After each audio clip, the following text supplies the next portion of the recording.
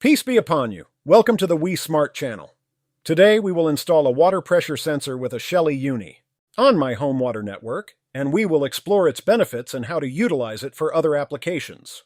The water pressure sensor used in this video is designed for pressures up to 1.2 MPa, equivalent to 12 bar. I recommend a better alternative. It is originally made for coffee machines to measure water pressure. It operates between 5V and 12V, and you can order the specific pressure range that suits your needs. For home use, it's typically around 0.4 MPa or 4 bar, which provides more precise measurements.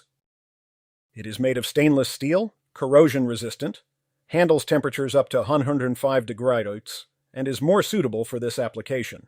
I ordered a new one with a 0.5 bar range for clearer, more accurate readings. The link is in the description. Let's prepare the water pressure sensor for installation, strip the wires, and add a 1.4 to 1:2 adapter. This will help us mount it onto a 1-2 angle valve. The sensor is now ready.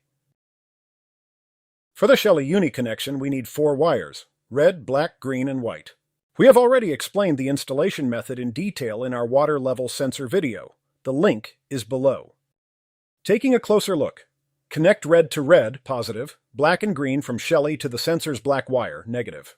Connect the white wire with the yellow wire from the sensor. It's the same method as the water tank sensor. Everything is ready. I have an unused hot water angle valve behind the washing machine. I will install the sensor there.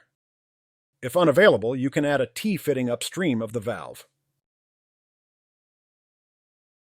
I mounted the sensor and connected the wiring. Powered by a 12V transformer, I'm getting a 0.72V reading. Let's test this practically. Currently, all faucets are closed and the reading is 0.72V. Opening the faucet to the middle position drops the network pressure and the reading becomes 0.69V. Switching to hot water causes a larger pressure drop because it's connected to that line. The reading drops to 0.66V. Returning to the middle, it goes back to 0.69V, demonstrating the sensor's sensitivity. Now let's test it with the water booster pump to see how the reading changes.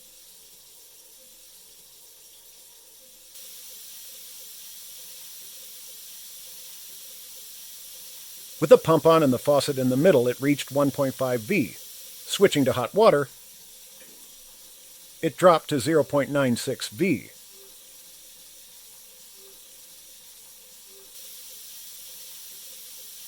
Closing the faucet, the network pressure reached 1.18V. This is highly accurate despite the sensor being rated for 12 bar. If I had used a 2 bar sensor, it would be much more sensitive. Shelly Uni can detect minor leaks in the network and send alerts in time, or automate the pump. It can also be used for heating systems or to monitor water heater pressure. Let me know what other ideas you have.